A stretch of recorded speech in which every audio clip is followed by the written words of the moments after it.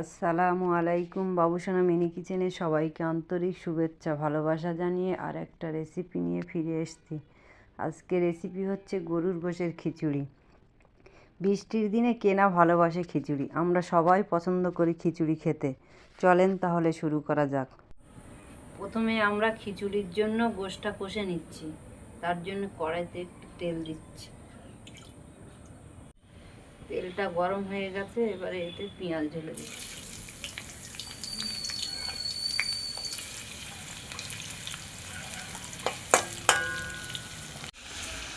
পেঁয়াজটা লাল লাল হয়ে গেছিলো, এবার এতে গোশটা দিয়ে দিয়েছি।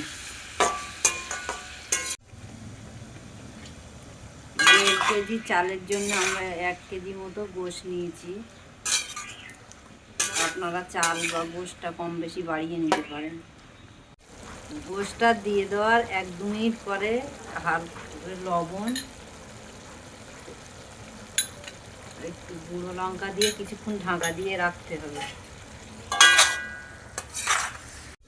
কিছুক্ষণ বাদে আমরা ফিরে এলাম।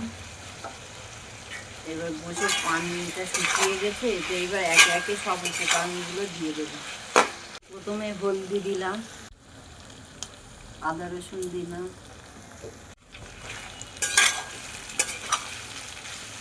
হলুদ আর আদা রসুন দিয়ে নাড়াচাড়া করার পরে তেজপাতা, একটু কাঁচা লঙ্কা আর একটু শুকনো লঙ্কা স্বাদ হওয়ার জন্য দিয়ে দেব, একটু ধনের গুঁড়ো, একটু গোলমরিচ ও জিরের গুঁড়ো, একটু মিট মশলা,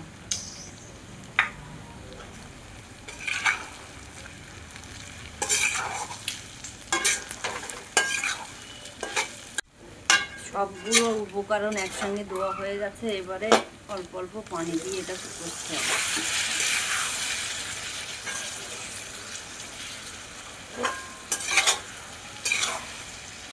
আমাদের গোশটা কষা হয়ে গেছে। খিচুড়ির জন্য এবার আমরা আলুটা ভেজে নিই, তার জন্য কড়াই একটু তেল দিচ্ছি। ঠিক আছে, এতে আমরা আলুটা ঢেলে দিয়েছি।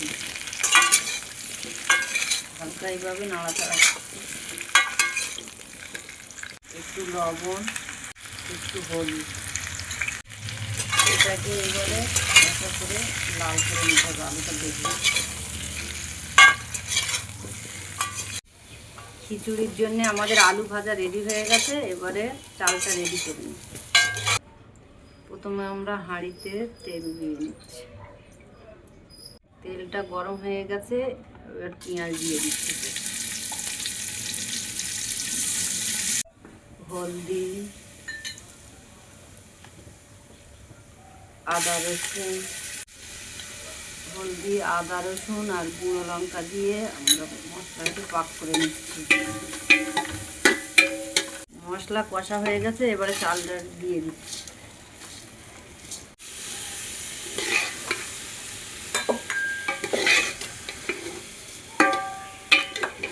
চালটা এরকম কষা হচ্ছে, তার সঙ্গে কটা লবঙ্গ আর ডালচিনি দিয়ে দিচ্ছি। চালটা আপনারা এইভাবে কষিয়ে নেবেন, তাহলে খিচুড়িটা খেতে ভালো লাগবে। চালটা কষা হয়ে গেছে, এবারে আমরা এর সঙ্গে পানিটা দিয়ে দিই। আপনারা যে পরিমাণ চাল হবে সেই পরিমাণ পানিটা দিয়ে নেবেন।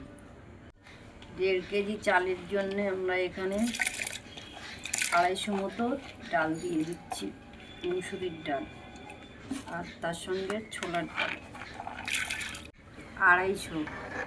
এরপর কাঁচা লঙ্কা আর একটু শুকনো লঙ্কা দিয়ে কিছুক্ষণ ঢাকা দিয়ে রেখে দেবো।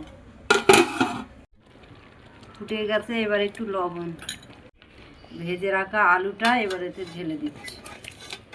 আগে থেকে একটু নারকেলের দুধ বার করে রেখেছিলাম, সেটাও করে দিয়ে দিচ্ছি টেস্ট হওয়ার জন্য। কষা গোশটাও এর সঙ্গে ঢেলে দিচ্ছি।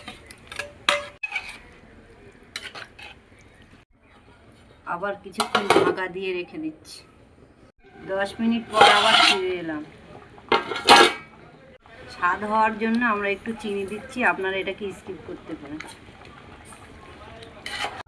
আবার কিছুক্ষণের জন্য এটাকে আমরা ঢাকা দিয়ে দিচ্ছি। খিচুড়িটা প্রায় হয়ে এসছে, এবার এলাচ আর মরিচ দিয়ে 5 মিনিট পর নেড়ে চেড়ে নামিয়ে নেব। 5 মিনিট হয়ে গেছে, এবারে নামিয়ে নিচ্ছি। আপনারা একবার হলেও এইভাবে খিচুড়িটা বাড়িতে রান্না করবেন। ছোট থেকে বড়রা খুবই পছন্দ করে খাবে। ভালো লাগলে একটা লাইক, কমেন্ট, শেয়ার করবেন। নতুন হয়ে থাকলে চ্যানেলটি সাবস্ক্রাইব করতে ভুলবেন না। প্রথম থেকে শেষ পর্যন্ত দেখার জন্য ধন্যবাদ। ভালো থাকবেন, সুস্থ থাকবেন। আল্লাহ হাফেজ।